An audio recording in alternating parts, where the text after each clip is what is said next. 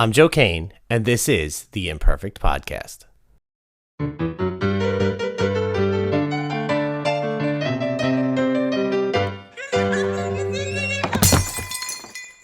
As most of you know, we've been working on our short film Jump, and unfortunately, we got a little tied down with this and preoccupied. So instead of delivering for you guys a normal podcast that we normally do, we're going to give you this little homage to the last 4 months of the podcast, and hopefully you guys will enjoy it. It has a whole bunch of clips from our Feed the Beast podcast, from Batman vs. Superman, Civil War, all of our fun ones that we did in the past few months, including last week's, which was the Jump podcast explaining what we were doing. I hope that you enjoy it, but we do have one little bonus thing for you. We are going to release this week. We are going to release the drop-off from our 48-hour challenge. Now, what happened was, when we did the 48-hour challenge, it was on their site, and we were not able to post it at that time. So we have recut the film and to do a little bit better on it for you guys and for our satisfaction. It was done in 48 hours, the whole shoot, and the original edit. But we decided to give you a director's cut of the drop-off, and that will be dropping on our YouTube this week. So please keep an eye out for that, and we hope you enjoy our little homage to the past 4 months. Don't forget to check us out on hecklerkane.com and all of our social media. We love hearing from you guys, and we'd love to hear from you more, okay? Enjoy the rest of these clips, and enjoy the drop-off when it releases this week.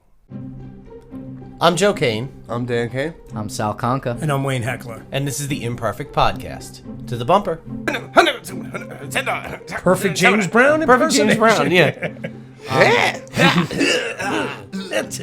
You know what? It's very difficult to get your movie made. When my wife was pregnant, somebody told her that she should name the kid Gotham. Because when it wakes up and cries at night, and she turns to me and goes, "Gotham needs you," I would always get up and go. She'd get to sleep. She knew how to reach you. Yeah, she knew what she was doing. She'd get a Gear that every indie filmmaker should have. First of all, number 7 on our list is the editing program. You need some kind of editing program to get going.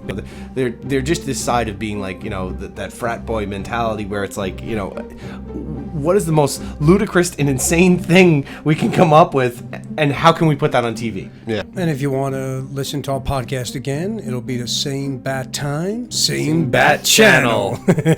Check us out. Horrible.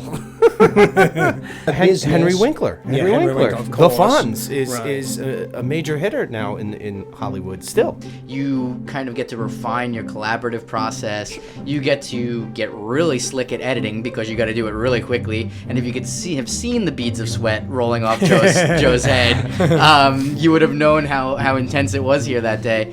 The post-production rush say, hey, we're knocking this out, like it or not. They figure they're still going to make this much money, so it's not as important to make that great film. And we only had 1 hour in Grand Central Station to shoot the scenes that we were going to shoot.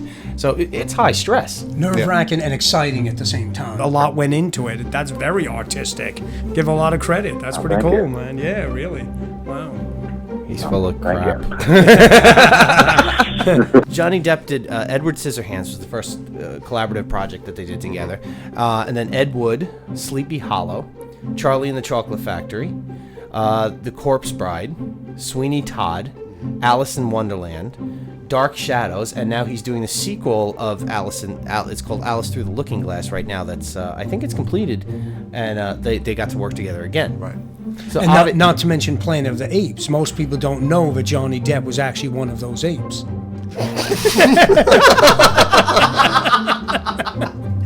You were so serious. I really thought you were serious for 5 seconds.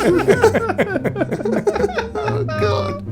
The collaboration and that it was so fun just to be on the set with other people who, you know, are all specializing in different areas, but are also really creative, and it just blossomed from there. I want to be behind the camera as well. But, okay, I'm talking about in the matchup, in the battle. Yeah. I think that it would be real. Venom would get his licks in. Oh, yeah. It would really be a problem. This week on the Imperfect Podcast, we're going to talk about our latest indie film, Jump. It had nothing to do with the uniform while I was while I was making that movie. It had everything to do with the love that I had for this woman and the consequence that we happened to be in. We'll be talking about why Hollywood makes bad movies in another segment in an upcoming show. So Yeah. we'll discuss more in depth how low budget movies still get made. So They're doing this with Code 8. They're putting it out there, but I find the really awesome part of this is they're not putting it out there to try to get a studio behind them. They're putting it out there with crowdfunding. And this becomes your lavalier mic. It's a high-quality sound for no money. Just repurposing an old headset. Independence Day. Here we go. Let's try this Now again. this is a story all about how my life got flipped, turned upside down, and I'd like to take a minute to sit right there. I'll tell you how I became the prince of a town called Bel Air. All right, excellent. And most of them were coming out in this vein of pop country. I went, oh, prank caller, and I, hung up the phone. I'm not a fan. I'm not a fan of country. if you guys out there are filming stuff and you're not slating your scenes, we've done it before without it. How much of a nightmare is editing without slates? It's horrible. It's horrible. there. Jared Leto's performance as the Joker. This seems to be the big crux. Jared Leto is the biggest letdown in the movie. And I'm Wayne Heckler. Or not. I like it. He was a highlight of the movie, And you forgot about and it. I forgot about it. There you go. So it sets up the tone for this whole thing very quickly, which I really like about this. It's very to the point. There's a lot of cinematic beauty that's taking place in this. So my first impression of this was, wow, it looked like a ton of money went into this. That's an attainable number to be able to film something very professional, right? And shoot something that can tell a real story. I think a lot of people, independent filmmakers, sometimes they think they need much bigger budgets to make something that looks like this. All of the trailers that have been out there, there have been 3 major release trailers and a whole bunch of other little scenes and stuff that have been out there. Any thoughts? Back in the 90s, you guys had iPhones? I'm just kidding. You didn't? Holy cow. The iPhone .0. Companies, they don't want to take risk on new ideas and independent stuff, because they can't back it out to their pocketbooks, right. So to speak, and determine if it's going to make money. They don't know. So I'd like to start today. I came up with Aquaman versus Spider-Man. Okay, now I was thinking, it's funny, it's a weird combination, but we know spiders do not like the water. So I'm thinking if Aquaman gets the Spider-Man in water, he's done. He's a done deal. Don't forget to check us out on hecklerkane.com and all of our social media.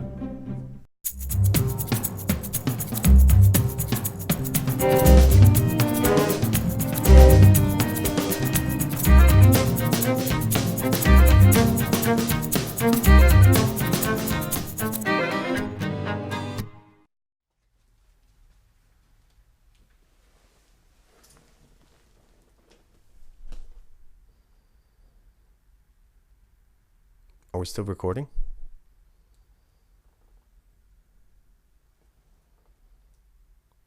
Are you still listening?